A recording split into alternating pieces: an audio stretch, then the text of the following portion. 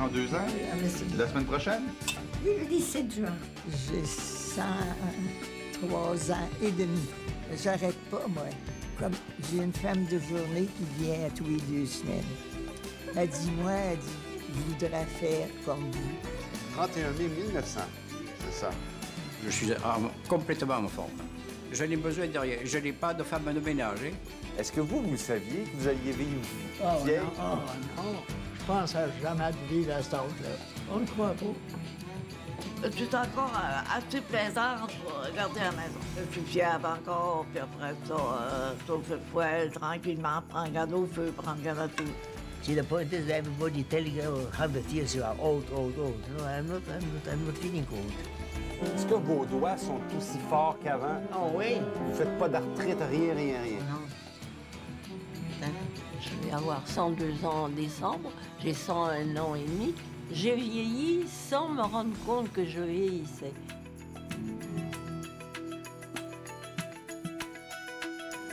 Bonsoir, ici Alain Gravel, bienvenue en Jeu. Un seul sujet cette semaine. Qui aurait dit que vivre plus de 100 ans serait un jour à la portée de tous? Que nos enfants auraient une chance sur 2 de vivre jusqu'à cet âge? C'est pourtant vrai, le 21e siècle sera le siècle des centenaires.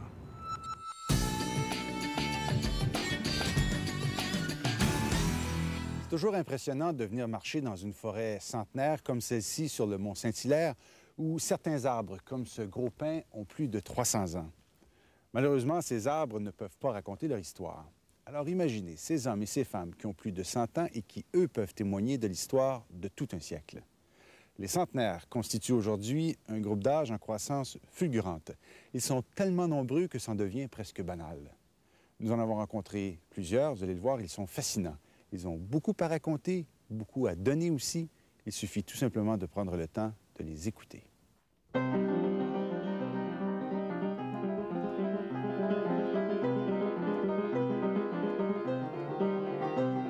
Je suis allée en Europe 3 fois.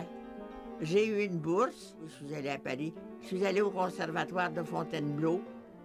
J'ai joué du Bach, j'ai joué du Schubert, j'ai joué du Beethoven.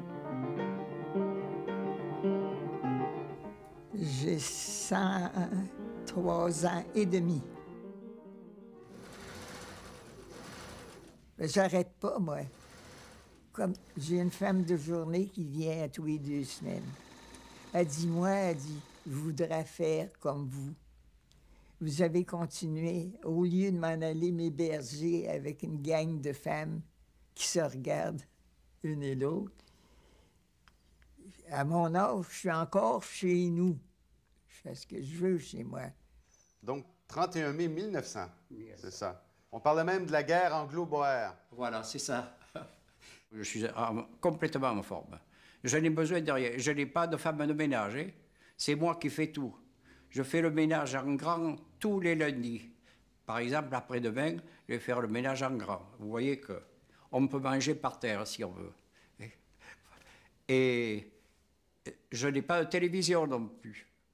Vous voyez, vous n'en voyez pas. Pourquoi? Parce que ça me ferait perdre du temps. Ça, c'est le commencement.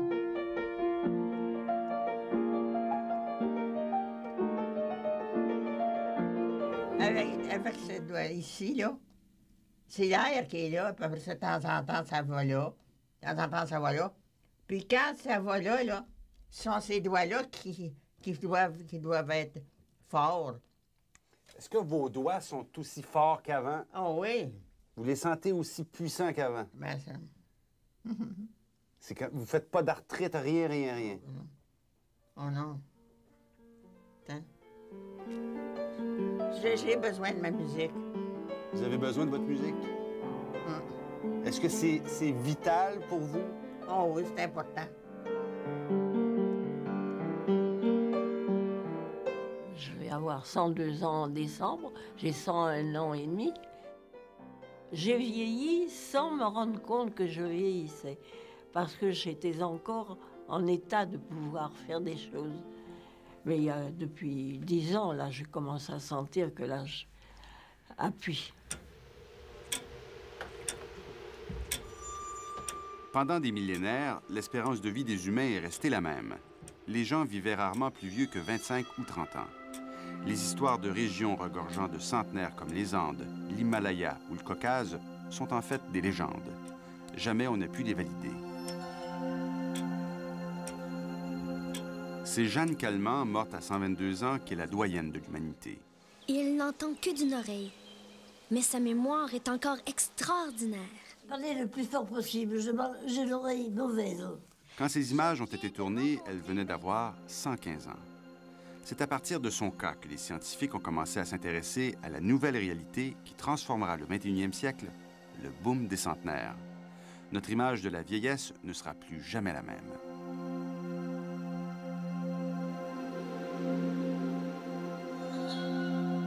À 100 ans, Madame Calment, elle faisait encore du vélo dans la ville d'Arles. À 110 ans, elle vivait encore seule au 2e étage, sans aide, sans ascenseur, sans plateau repas, sans femme de ménage. À vos 102 ans? Oui, à mes 102 La ans. semaine prochaine? Oui, le 17 juin. Wow! I was born in Poland, in Warsaw, that I was born, on the 22nd of May, 1900. So I was in the 19th century, then I lived the 20th century, and now from the 1st of January this year, I will be the 21st century. So 3 centuries.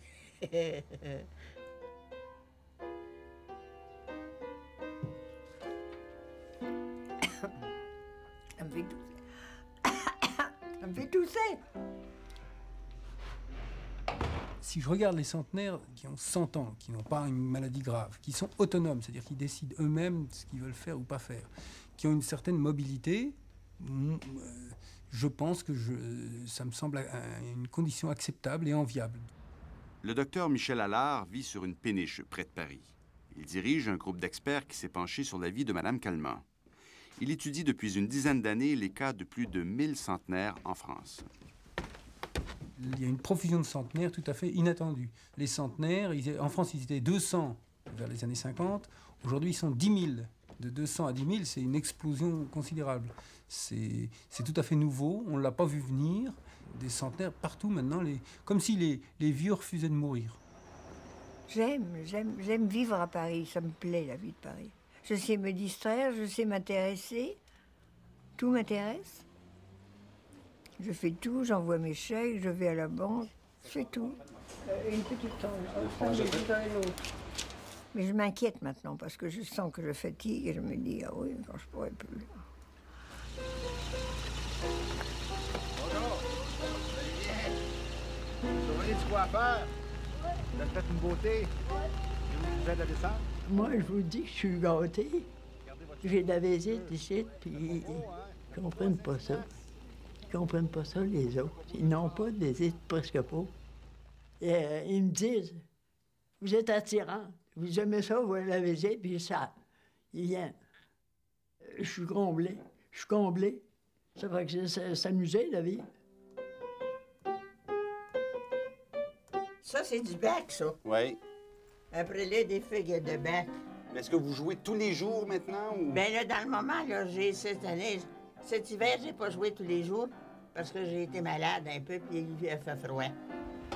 Je suis encore assez plaisante pour garder la maison. Pour garder la maison? Ah oui, pour reprendre la maison, oui, je suis fiable encore. Puis après ça, chauffer le poêle tranquillement, prendre garde au feu, prendre garde à tout. Vous n'êtes pas malade du tout? Non, je suis pas malade. J'ai été malade, j'ai été opérée. Ils m'ont ôté 2 pieds d'intestin à 93 ans. Je vais vous conter une petite histoire. Une petite fille de 3 ans, elle va trouver sa grand-maman. Elle y dit, elle la regarde. Elle dit, tu devais être belle quand tu étais neuve, toi. Et neuve.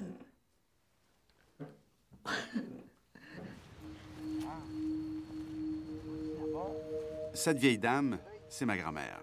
Elle est née en 1905. Son espérance de vie à la naissance était à peine de 50 ans. À l'époque, seulement un enfant sur 1000 pouvait espérer atteindre l'âge de 100 ans. Les choses ont radicalement changé. Ma fille est née en 1999. Ses chances de devenir centenaire sont 500 fois plus grandes que celles de son arrière-grand-mère. Quand ce bébé, il va arriver vers les âges de 80, 90 ans, les âges un peu dangereux, c'est là où se fait la sélection, se fait la différence. Quand il va atteindre cet âge-là, en 2080, c'est pas demain.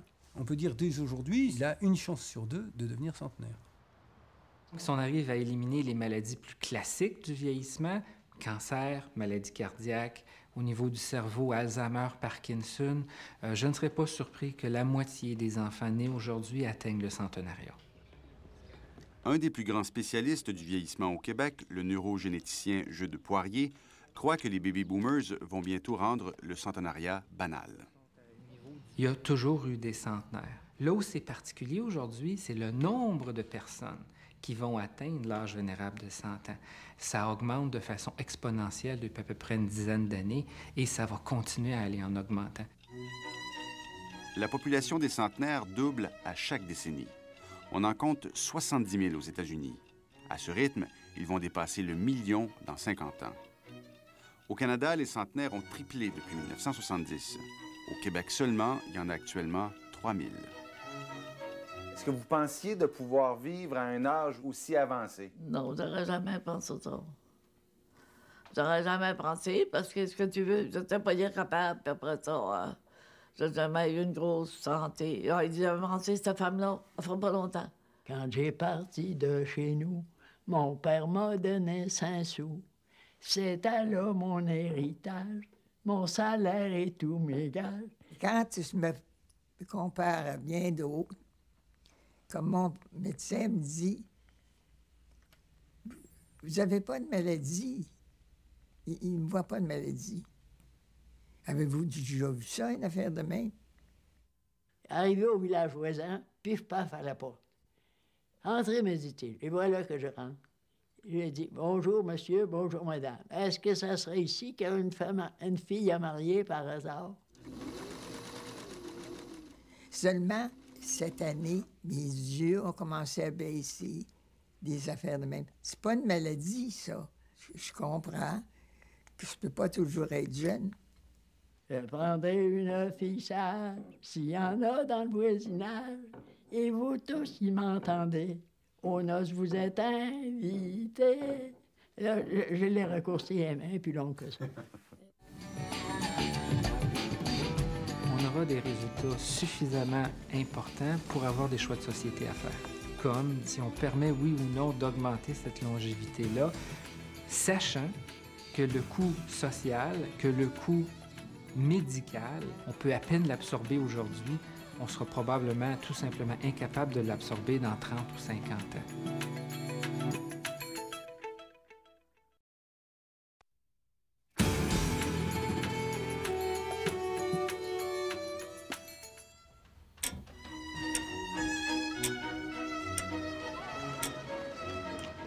Si les centenaires deviennent un phénomène de plus en plus courant, c'est surtout à cause des femmes. Elles sont beaucoup plus nombreuses que les hommes à atteindre 100 ans et plus, une proportion d'environ 5 pour 1. Mais en revanche, les hommes, lorsqu'ils réussissent à devenir centenaires, sont en meilleure santé que les femmes. No, I'm not. I'm not feeling old, no. See, the point is that everybody telling you 100 years you are old. No, I'm not feeling old. À tous les âges de la vie, le mâle est plus fragile. Heureusement, la nature a fait qu'il naît un peu plus de mâles que de femelles. Et à la naissance, il y a 105 garçons pour 100 filles. Donc, on fabrique un peu plus de mâles, si bien que ça équilibre les populations. Mais à la fin, il reste beaucoup plus de femmes que d'hommes. C'est vieux ciseaux, ça. Cette paire de ciseaux neufs, je les ai encore. En milieu naturel, les femelles, chez les animaux, les femelles ont une espérance de vie un peu plus longue que les mâles, parce que les mâles sont stressés par l'excès de testostérone et par les combats hiérarchiques sans arrêt, ce qui fait qu'ils s'éliminent un peu plus vite que les femelles. Boris Cyrulnik est un psychiatre mondialement reconnu. Selon lui, le boom des centenaires est en train de changer tout le comportement humain. Le simple fait qu'on puisse se penser en termes de centenaire change la stratégie d'existence et même la philosophie de l'existence. C'est-à-dire que lorsqu'un garçon savait qu'il allait mourir au combat, il se préparait au combat. Lorsqu'une petite fille savait qu'elle allait mourir en couche, elle se préparait à la maternité douloureuse. Les femmes savent que maintenant elles ont une espérance de vie d'un siècle, donc elles vont consacrer, pensent-elles, 2 ans à la maternité, 20 ans à apprendre un métier, 30 ans à se socialiser et tout le reste de leur vie à courir le monde, danser et jouer au tennis. Donc la philosophie de l'existence, probablement, elles vont changer la philosophie de l'existence. Alors les hommes, les jeunes hommes commencent à prendre pour modèle les femmes, non seulement pour vivre plus vieux, mais pour vivre mieux. Moi-même, je me rends compte, je suis pourtant, enfin, je parais être encore assez logique, assez ouverte. Eh bien, il m'arrive de ne plus me rappeler des choses, pour ne plus me rappeler même des choses qui se sont passées ce matin, ben, je serais dans le cas de ne pas me rappeler. Et tout ça, c'est pas agréable. Ça vous attriste, ça? Bah oui, ça oui. Moi qui ai eu l'esprit assez vif, mon fils me dit, mais je te l'ai déjà dit. Bah oui, évidemment, mais c'est moi, j'ai oublié. Je voudrais pas parler de ma mère, ouais. Puis je voudrais pas venir incapable de parler, là, puis si le bon Dieu veut m'écouter. L'as de pique. Le 4 de trèfle. Pour jouer au bridge, il faut se rappeler de tout. Puis être rendu à 103 ans et demi, puis que je sois encore accepté. Pensez-vous que je serais capable de vous parler comme ça si je n'avais pas un peu de cocologie? Vivre jusqu'à 100 ans, c'est une chose, mais vivre jusqu'à cet âge en bonne santé, là est le véritable défi. Une étude de l'université Harvard indique que 15 % des centenaires vivent complètement autonomes et que de 25 à 30 % sont intellectuellement intacts. Des données qui sont rassurantes pour certains spécialistes, inquiétantes pour d'autres. Très peu des centenaires ont une qualité de vie, je dirais, méritable ou méritoire. C'est un petit groupe. C'est un petit groupe impressionnant, mais c'est quand même un petit groupe. Alors donc, c'est pas drôle avoir 100 Non, ans? non. Parce que pour 2 ou 3 personnes que vous allez trouver qui sont vraiment extraordinaires, vous en avez 25 qui ne le seront pas. Non, moi je dis que c'est pas un âge où il faudrait arrêter. Je m'en fais pas gloire. C'est venu comme ça. Mais je me fais pas gloire que j'ai 100 ans passés. Non. Ah oui, mais il faudrait que tu sois devant moi. Mais oui. Allez, viens. Et si vous regardez ces centenaires de près, vous avez vu que la peau, c'est pas terrible. La peau, elle est un peu usée, sèche, etc. Qu'ils se déplacent lentement. Ils sont pas forts. Ils sont fragiles. Ils sont frêles. Et que ça, c'est l'extérieur. I slipped on the ice and broke my bones. So that's all. And my computer is here. En revanche, si vous regardez le cerveau, les idées, le cerveau, c'est une machine à fabriquer des idées, des émotions, des souvenirs. Hein. Leur cerveau, dans bien des cas, on peut le constater, il fonctionne comme vous et moi. That's my computer. What is in the computer so marvelous that I can write here for the moment to my daughter who is in Denmark, and she's getting it immediately, straight away. You see, not as a letter, which takes some time to get there. Only she's getting it straight away, and she can reply straight away. Voici ce que j'ai composé à l'occasion de mon centenaire. Je l'ai intitulé 1900-2000, j'ai 100 ans. Il faut soigner la mémoire parce qu'à partir de 50-60 ans au maximum, les cellules s'atrophient et c'est fini. On ne peut pas les rattraper. Alors il faut essayer de les faire vivre le plus longtemps possible. Je dois cependant avouer que 100 années n'ont rien changé. Se réunir pour 100 repas, pourquoi donc ne le fait-on pas? Pour les bons centenaires, ils fonctionnent comme vous et moi. Et même, je pense que les meilleurs centenaires fonctionnent mieux que vous et moi. Il y a un prix à payer pour vivre longtemps et c'est sur cette variable-là, les maladies du vieillissement, où on se doit maintenant de consacrer beaucoup d'énergie parce que sinon, ça ne fera pas de sens d'être centenaire et que la majorité de ces gens-là soient malades ou souffrent de maladies du vieillissement. Où se situe donc la limite, la frontière ultime de la vie? Nos enfants vivront sans doute plus vieux que nous, mais personne ne peut dire avec certitude qu'ils battront le record de Mme Calment. Il y a plusieurs théories. Un qui dit qu'il n'y a pas de limite, c'est le hasard un peu, puis qu'on est vraiment usé, fatigué, on meurt, et que si on arrive à être bien conservé le plus longtemps possible, on va arriver bien plus loin. Il y en a d'autres qui vont dire qu'il y a une limite, mais elle est repoussée de siècle en siècle. La limite, c'était 100 ans, on va dire, au XVIIIe siècle, 110 au XIXe siècle, 120 au XXe siècle, ça va être 130 au XXIe siècle. Et d'autres, les plus conservateurs, traditionnels, diront la limite, c'est 120. Je ne pense pas que c'est de la science-fiction qu'on soit capable d'effectuer le genre de manipulation qui nous a permis d'augmenter la longévité d'une souris ou d'un ver de terre de 40 ou 50 %, donc un équivalent humain de 60 ans. Je pense qu'on pourra le faire chez l'humain. C'est pas quand on le reçoit, le cerveau. C'est en disséquant des cerveaux humains que le docteur Poirier essaie de comprendre les mécanismes destinés à défoncer les barrières de l'âge. Tu essaies toujours de casser un plus gros morceau. Je vous dirais peut-être d'ici une cinquantaine d'années, on aura des résultats suffisamment importants pour avoir des choix de société à faire.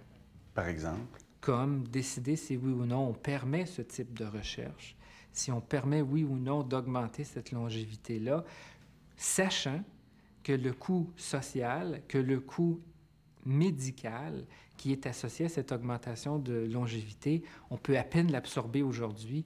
On sera probablement tout simplement incapable de l'absorber dans 30 ou 50 ans.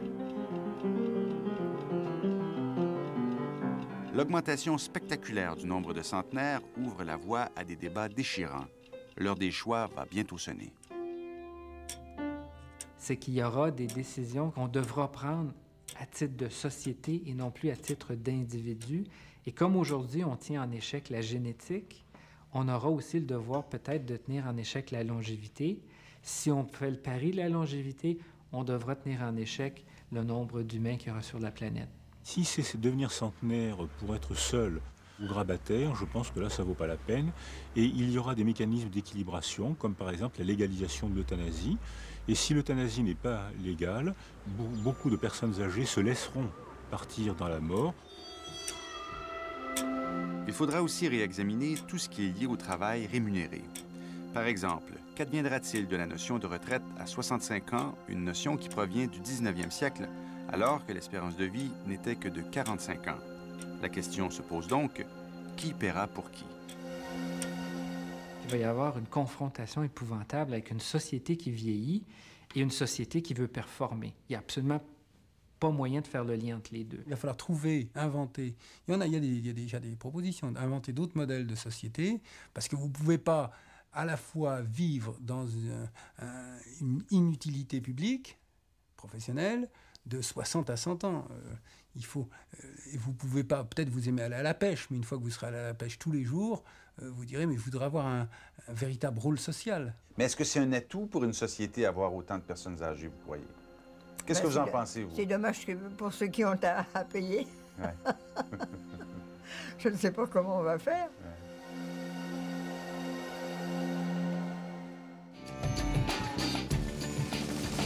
Parlez-moi de Mémère Bouchard. Elle est venue vous voir, Mémère Bouchard? Oui, elle est venue ici. Et elle est venue vous voir pourquoi? Oh, bah, pour voir comment je marchais, puis comment je me comportais, là. Oh, Dieu, ça se peut dire. C'est bien vrai que ça vient du ciel. Je l'ai vu de mes propres yeux.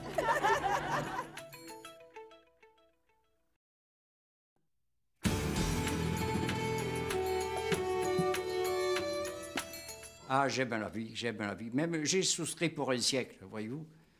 Alors, qu'est-ce que vous voulez? Alors, je verrai votre centenaire.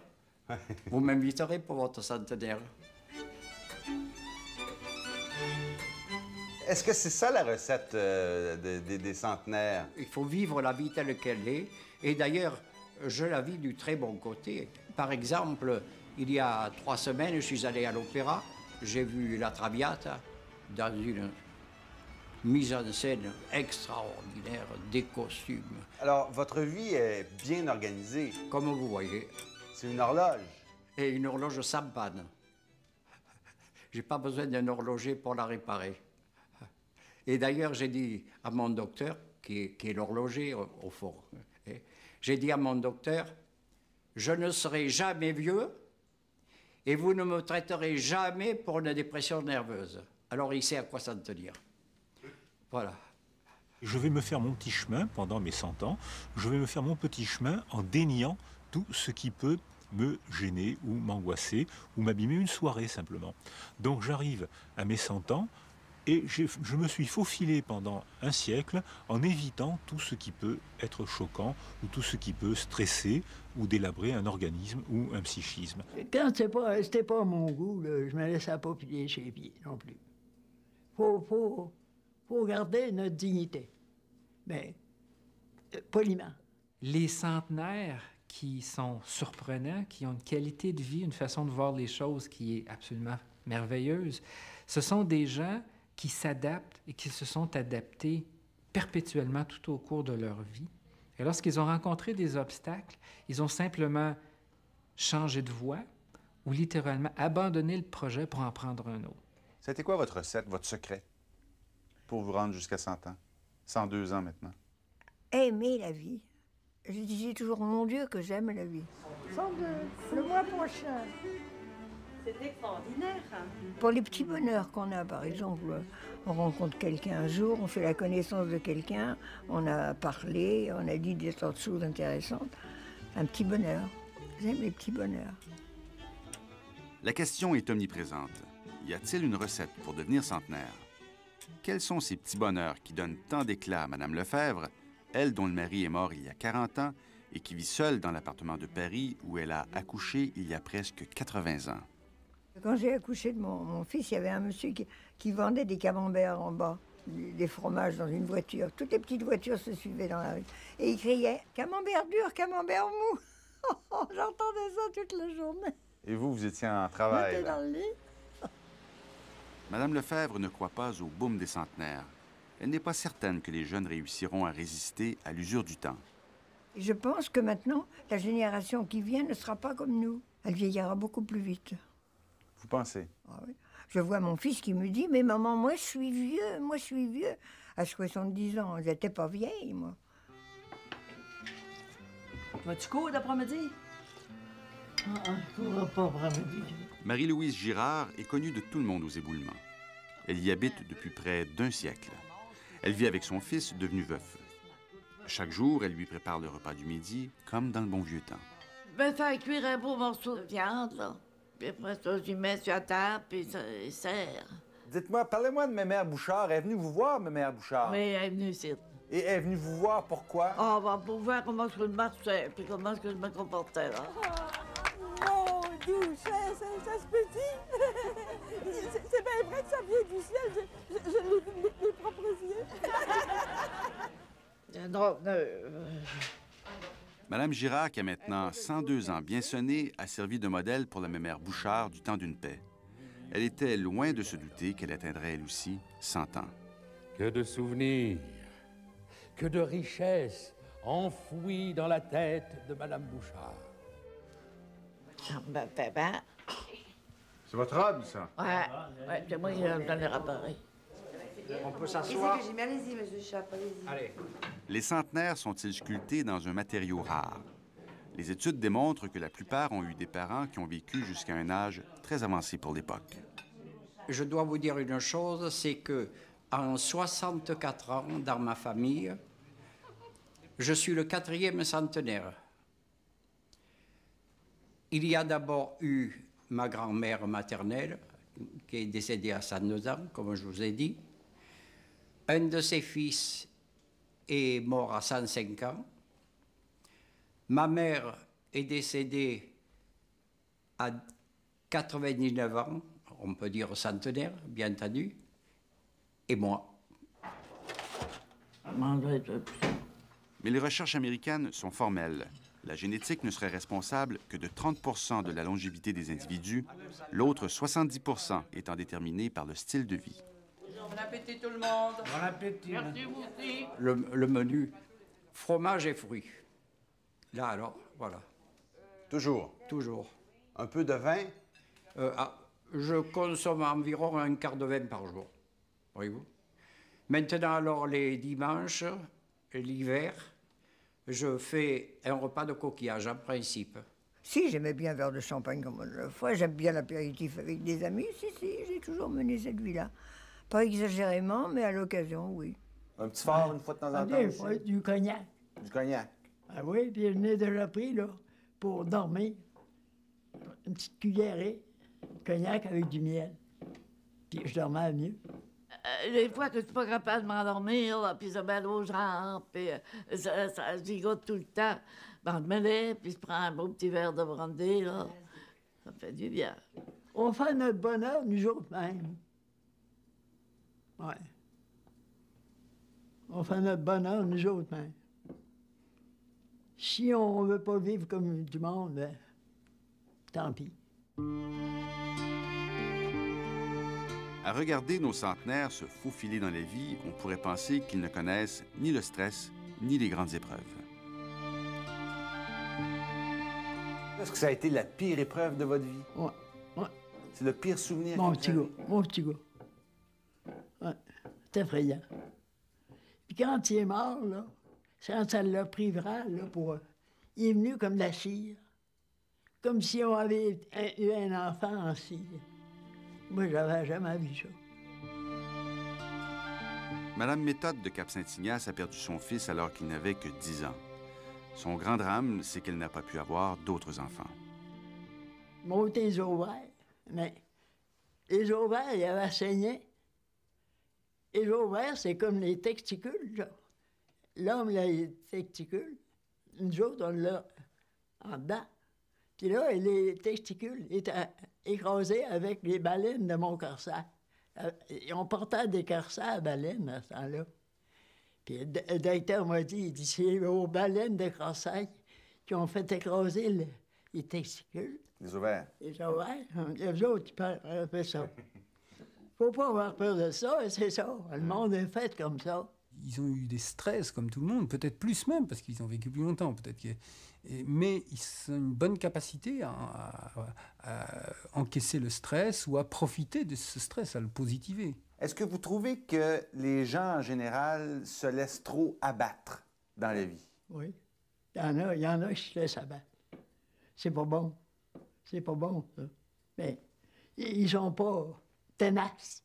Il faut être tenace. Oui. Tu sais, faut prendre la vie par le bon bout. Bon.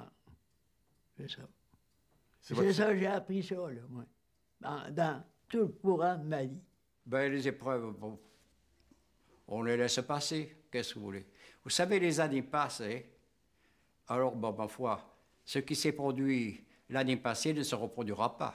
Je me rappelle que quelqu'un m'avait dit, j'ai assez pleuré, puis je pleure plus. Puis je me suis dit, quand j'avais envie de pleurer, pleure pas. Arrange-toi autrement. On oublie ça, on met ça de côté. Faut mettre ça de côté. Ça, c'était de la grande volonté. Ils se laissent pas abattre facilement. Ils sont pas trop... ils n'ont pas trop d'état d'âme. Est-ce que je suis malade, pas malade? Et ça, à mon sens, c'est le point commun qu'ils ont tous. Je sors, j'ai des amis de partout. La solitude n'existe pas. La solitude existe pour les gens qui n'ont aucune intellectualité, qui n'ont aucun but dans la vie, voyez-vous, qui se mettent dans un fauteuil ou sur une chaise. « Ah, je suis malheureux, je suis malheureux. » Et voilà. Et malheureusement, il y en a beaucoup trop comme ça. Ma femme, nous sommes restés mariés 60 ans. Ça fait 15 ans qu'elle est décédée. Elle est là. Et tous les jours, je lui parle. Je vis avec elle. Je ne suis pas seul. Et, par exemple, ce matin, je lui dis, alors, aujourd'hui, la télévision canadienne va venir. Ben, tu t'arrangeras pour que tout soit au mieux. Ben, j'étais heureuse tout le temps. Je n'ai jamais demandé ce que je ne pouvais pas avoir. Je me trouvais heureuse. Je reproche aux jeunes de tout vouloir et ils ne sont jamais satisfaits. C'est toujours plus, toujours plus. Nous, c'était pas ça. On était heureux quand on pouvait acheter quelque chose et on économisait pour ça. C'est une autre époque. Toutes les épreuves que j'ai eues m'obligeaient à ne pas penser à moi. Je n'avais pas à faire de projet, moi, pour ma personne. Dire, par exemple, je voudrais aller faire un voyage, je voudrais faire ceci ou cela. Non, il n'en était pas question. J'étais là à travailler 7 jours sur 7. Madame Lépicier aura 102 ans en décembre.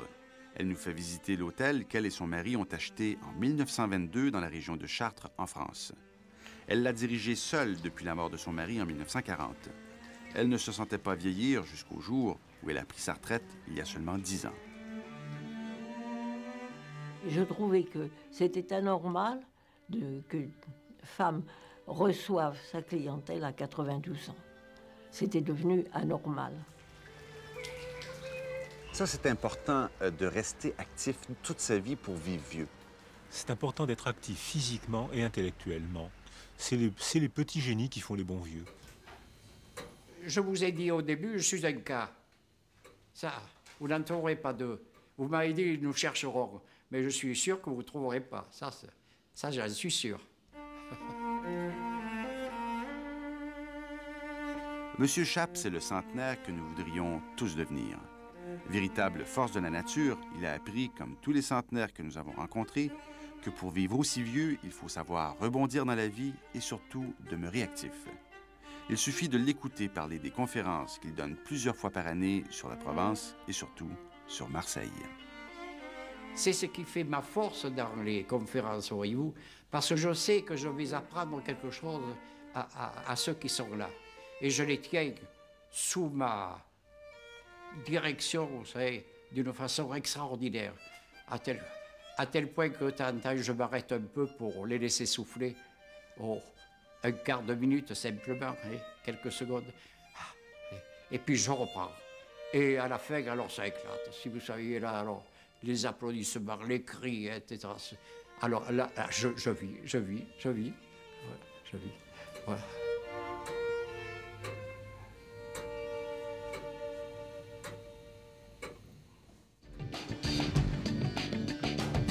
Est-ce que la mort vous inquiète? Oui, ça m'inquiète énormément. Ah oui? J'ai peur.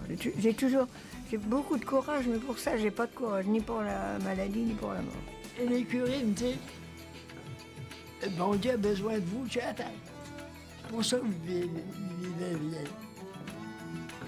Le bon Dieu a besoin de vous. C'est beau, hein?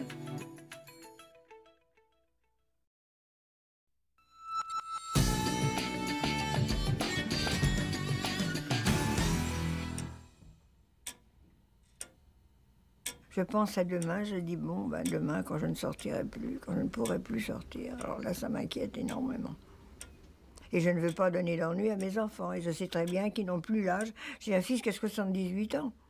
Alors, ni ma belle-fille non plus, ils n'ont pas la force de me soigner. Parce que c'est pas drôle tous les jours d'avoir 100 ans et d'être assis dans son fauteuil et d'essayer de lire ou d'avoir les yeux fermés pour se reposer et puis de n'avoir personne. Donc vous rêvez pas à battre le record de longévité de l'humanité?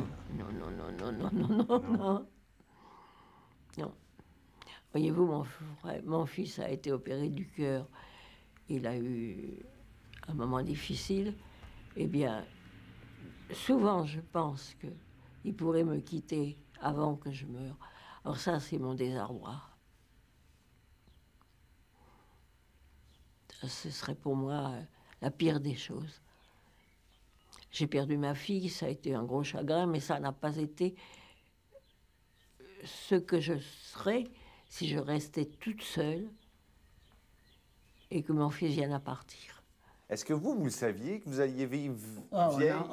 Non, je pensais jamais de vivre à cet âge-là. On le croit pas. On le croit pas. Non. Je pensais jamais. Mais toutes les autres sont parties, je suis tout seul, là, chez nous. Vous étiez combien d'enfants chez vous? 11. 11? Tout le monde est... Là, toutes parties. Tout parti. Quand on est âgé, on n'a plus d'amis. Ils disparaissent. On disparaît. C'est ça le plus douloureux de la vie. On perd tous les gens qu'on aimait. Album photo. J'ai enterré mon beau-père, ma belle-mère puis ma mère. Les ensevelis, les aimeries ensevelis. C'est dur, ça? C'est dur, mais il ne voulait pas y toucher personne. Il fallait bien faire quelque chose. On n'avait pas de courant. On n'avait pas de courant. On a eu le courant, j'étais grande. Si vous n'aviez pas d'électricité dans la maison, comment vous faisiez pour laver le linge, pour... Comment ça marchait? Un moulin avec un bras, là. Ça vous n'avez pas vu ça. Hein? Ça fonctionnait comment? Avec nos bras. Il y avait un bras, là, puis il y avait une chose en bois, là, avec des pattes, là. Puis quand on brassait, là, ça faisait tourner le linge. Ah, là. Ah, c'est ma place, là, je m'assis à moitié du temps quand je fais rien. Je regarde passer les voitures, puis agir les voisins. Ça ressemblait à quoi, les éboulements, au début du siècle? Est-ce qu'il y avait des autos? Oh non, la première auto qu'on a vue, j'étais pas vieux, j'avais à peu près 10 ans. J'étais fière d'avoir vu un auto. Est-ce que vous vous souvenez la première fois que vous avez vu une auto, vous? Oui. Oui. Il a passé une petite auto. Il n'y avait rien qu'une place. Les tailleurs, là, étaient comme des bicycles. Puis quand ils faisaient jouer, là, puis la fille du voisin a dit à son frère, elle dit, viens voir, qu'est-ce qui passe là? Il prend sa carabine, et il pensait que c'était un orignal. Il était prêt à tirer. Ouais.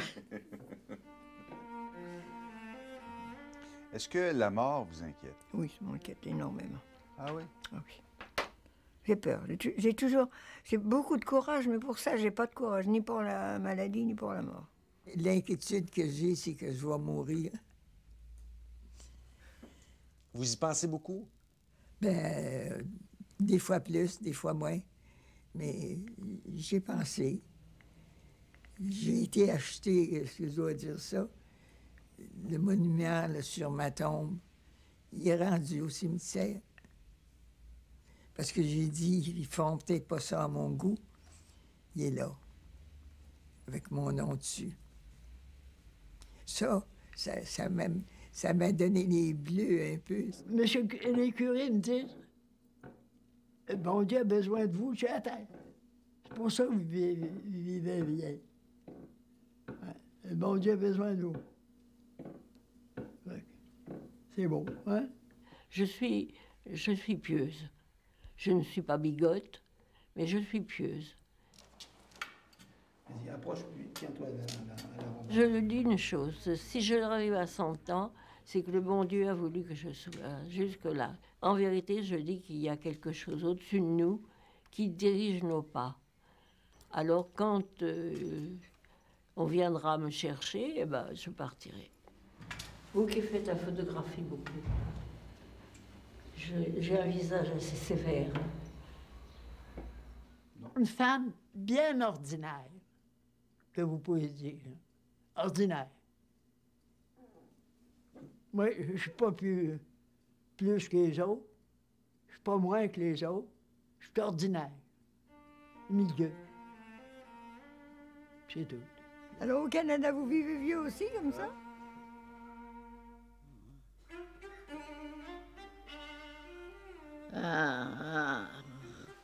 Ben, tu sais.